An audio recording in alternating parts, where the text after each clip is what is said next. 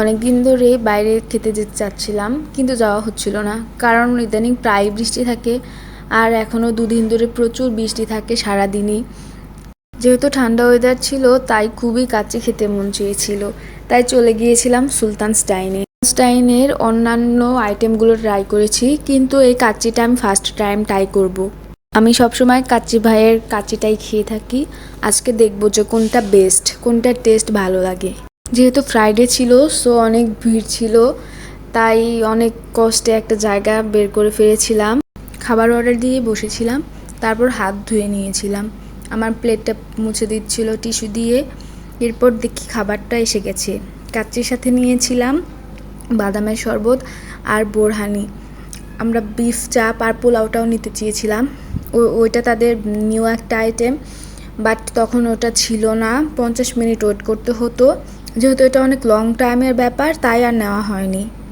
কাচ্চিটা দেখতে কিন্তু খুবই লোভনীয় লাগছিল, অনেক ফ্লেভারফুল লাগছিল, আর অনেকগুলো মাটনের পিস দিয়েছিল।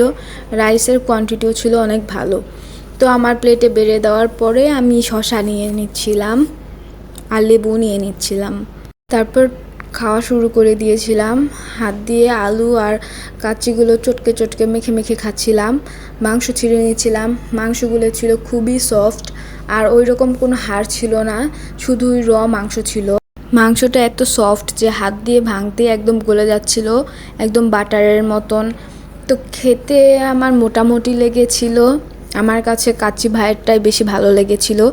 এটা খেতে অত একটা আমার কাছে ভালো লাগেনি। সবার টেস্ট টাইপ এক না, সো আমার কাছে অত ভালো লাগেনি। তারপরে আবার একটু কাচ্চি নিয়ে নিয়েছিলাম। জাস্ট দেখুন মাংসটা কত নরম। কাচ্চি ভাইয়ে কিন্তু এর থেকে কম মাংস দেয় আর রাইসও কম দেয়, কিন্তু সুলতানস ডাইনে এর পরিমাণটা অনেক বেশি থাকে। যদিও প্রাইসটাও সুলতানস ডাইনে বেশি কাচ্চি ভাইয়ের থেকে। আর বাদামের শরবত যেটা ছিল, সেটাও কাচ্চি ভাইয়েরটাই বেশি মজা। সুলতানস ডাইনেরটাও তো একটা ভালো লাগেনি। কাচ্চি ভাইয়ের থেকে এদের সার্ভিসটা কিন্তু অনেক ভালো ছিল। সবসময় একজন করে দাঁড়িয়েছিল আর জিজ্ঞাসা করছিল কিছু লাগবে কি না। বাসায় ফিরে আসছিলাম, আকাশটা দেখতে কত সুন্দর ছিল, তাই